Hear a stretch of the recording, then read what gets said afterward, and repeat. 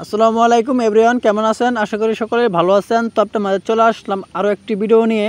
তো আজকের ভিডিওতে আপনাদেরকে দেখাবো মোবাইলের সামনের ক্যামেরা ওপেন হচ্ছে না, এই সমস্যাটা কীভাবে আপনি সমাধান করবেন।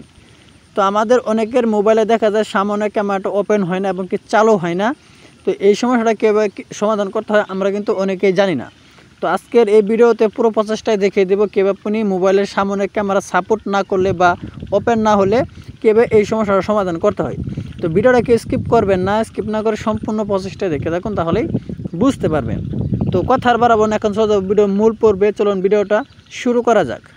তো ভিডিওটা শুরু করার আগে ছোট্ট একটি রিকোয়েস্ট করবো, আমার চ্যানেলে নতুন হয়ে থাকলে অবশ্যই চ্যানেলটি সাবস্ক্রাইব করে পাশের বেল আইকনটি বাজিয়ে রাখুন এরকম ইন্টারেস্টিং ভিডিও সবার আগে পাওয়ার জন্য। তো চলুন মূল ভিডিওটা স্টার্ট করা যাক। তো মোবাইলের সামনে ক্যামেরা ওপেন না হলে আপনি প্রথমে চলে যাবেন মোবাইলের সেটিংসে আসার পর এরকম একটা ইন্টারফেস শো করবে। এখান থেকে আপনি স্ক্রল ডাউন করবেন, করার পর এখানে আপনি দেখতে পাবেন অ্যাপস নামের একটি অপশন আছে, এখানে আপনি ক্লিক করে দেবেন। অ্যাপসের উপর ক্লিক করার পর এরকম একটি ইন্টারফেস আবার শো করবে। তো এখান থেকে আপনি দেখতে পাচ্ছেন ম্যানেজ অ্যাপস নামের একটা অপশন আছে, এখানে ক্লিক করে দেবেন। ম্যানেজ অ্যাপসের উপর ক্লিক করার পর এখান থেকে আপনি আপনার মোবাইলে ক্যামেরা অপশনটা আপনি খুঁজে বের করে নেবেন। তো এখান থেকে আমি ক্যামেরা অপশনটা বের করে নিতেছি।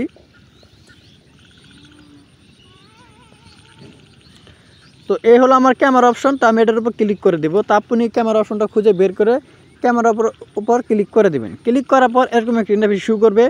তো এখান থেকে আপনি দেখতে পাচ্ছেন নিচের দিকে আছে ক্লিয়ার ডাটা, এখান থেকে আপনি ডাটাটা ক্লিয়ার করে নেবেন।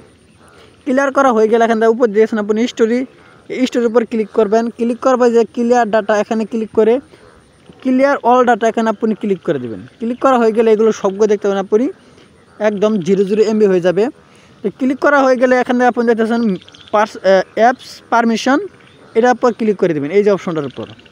এটাতে ক্লিক করার পর এগুলো যে আপনার সবগুলো নিচে দিক দেওয়া থাকে, এই যেরকমভাবে আপনাকে দেখিয়ে দিই, এই যেরকমভাবে সবগুলো যদি নিচে দিক দেওয়া থাকে তাহলে আপনি কী করবেন, এইগুলা সবগুলো আপনি অ্যালাউ করে দেবেন। এই দেখেন আপনার যদি এরকম থাকে সবগুলো নিচে দিকে তাহলে আপনি সবগুলা অ্যালাউ করে দেবেন, যেরকমভাবে সবগুলো আপনি অ্যালাউ করে দেবেন। তো আমি অ্যালাউ করে দিতেছি, এগুলো আপনি সবগুলো অ্যালাউ করে দিবেন। এই যেরকমভাবে অ্যালাউ করা হয়ে গেলে এখান থেকে আপনি সোজা ব্যাগে চলে আসবেন। ব্যাগে চলে আসার পর আপনার পুনরায় আপনি মোবাইলটা একদম বন্ধ করে পুনরায় চালু করলে কিন্তু আপনার এই সমস্যাটা সমাধান হয়ে যাবে। তো এই ছিল মূলত আজকের ভিডিওর মনে বুঝতে পেরেছেন। তো মোবাইলের সামনে ক্যামেরা যদি সাপোর্ট না করে এরকমভাবে কিন্তু মূলত আপনার সমস্যাটার সমাধান করতে হয়। তো ভিডিওটা যদি ভালো লাগে অবশ্যই একটি লাইক করে দেবেন, আর প্লিজ আপনার মূল্যবান মতামত কমেন্ট বক্সে জানিয়ে দেবেন। তো সবাই ভালো থাকুন, সুস্থ থাকুন, খুদা হাফেজ।